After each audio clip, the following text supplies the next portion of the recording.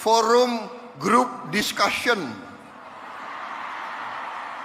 Forum Group Discussion. Mau diskusi apa lagi? Bandel, dablek. Gak usah keluar negeri.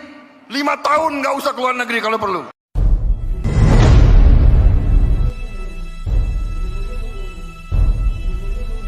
Pada sebuah acara yang diadakan oleh Muslimat Nahdlatul Ulama di Surabaya, Presiden Indonesia Prabowo Subianto menyampaikan kritik tajam terhadap praktik di berbagai kementerian dan lembaga pemerintah yang sering mengadakan Focus Group Discussion, FGD, seminar dan studi banding, yang dianggapnya tidak efektif dan hanya memboroskan anggaran negara. Beliau menegaskan bahwa banyak pejabat yang merasa tak tersentuh hukum dan bertindak seperti raja kecil dengan melakukan perjalanan ke luar negeri yang tidak memiliki urgensi nyata.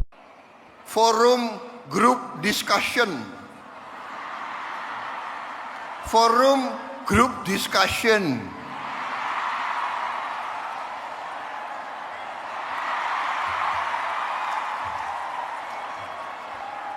Mau diskusi apa lagi?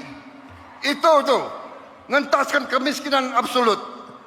Bantu rakyat yang lapar cari makan. Sekolah yang rusak perbaiki. Jalan yang rusak, perbaiki.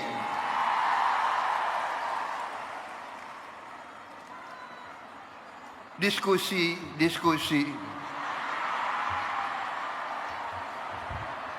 Studi banding. Mau belajar bagaimana mengentaskan kemiskinan? Studi bandingnya ke Australia. Australia salah satu 10 negara terkaya di dunia. Kok belajar ke Australia? Studi banding, belajar pramuka. Ada apa belajar pramuka?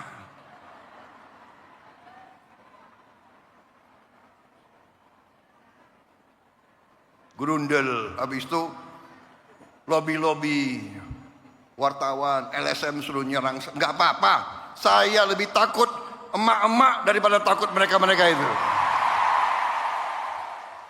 Prabowo mencontohkan studi banding ke Australia untuk mempelajari penanggulangan kemiskinan sebagai tindakan yang tidak relevan, mengingat Australia adalah salah satu negara terkaya di dunia. Beliau menekankan bahwa dana yang dihemat dari pengurangan kegiatan semacam itu sebaiknya dialokasikan untuk kepentingan rakyat, seperti program pemberian makan gratis bagi anak-anak.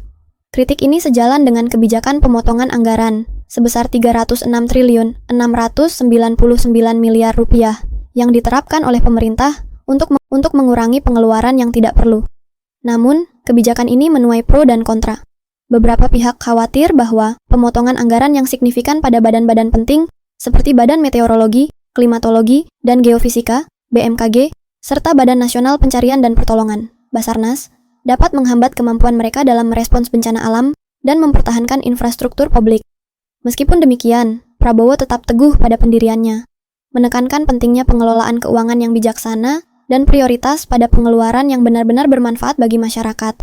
Menanggapi pernyataan Prabowo, mantan Menteri Koordinator Bidang Politik, Hukum, dan Keamanan, Mahfud MD, mendukung langkah tersebut dan menambahkan bahwa banyak pegawai Kedutaan Besar Indonesia di luar negeri yang mengeluhkan seringnya kunjungan pejabat untuk studi banding yang dianggap tidak memiliki urgensi. Mahfud mendorong pemerintah untuk memperketat aturan terkait kunjungan kerja ke luar negeri dan berharap Prabowo beserta partainya, Gerindra, dapat memelopori inisiatif ini.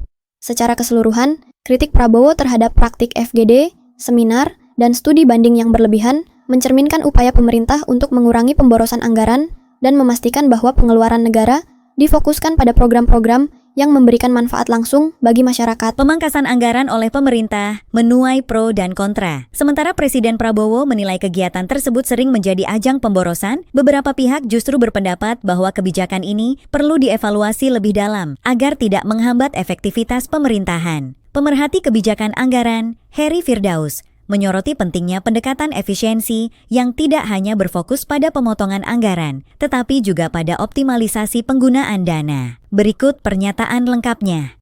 Dalam prinsip teori efisiensi, pengurangan biaya harus dilakukan tanpa mengorbankan kualitas dan fungsi utama suatu sistem. Efisiensi bukan sekadar pemangkasan anggaran, tetapi bagaimana memastikan setiap pengeluaran memberikan manfaat optimal. Menghapus beberapa kegiatan dan program tanpa evaluasi yang matang justru dapat melemahkan kapasitas pemerintah dalam jangka panjang. Pemangkasan anggaran harus dilakukan secara cermat, karena tidak semua kegiatan ini bersifat mubazir. Yang dibutuhkan bukan eliminasi total, tetapi reformasi sistem yang memastikan efektivitas dan akuntabilitas. Dengan pengawasan ketat dan transparansi yang lebih baik, anggaran dapat dikelola secara efisien tanpa mengorbankan inovasi, peningkatan kapasitas, serta kualitas kebijakan publik yang dihasilkan. Demikian ulasan berita dari bukaberitanya.com.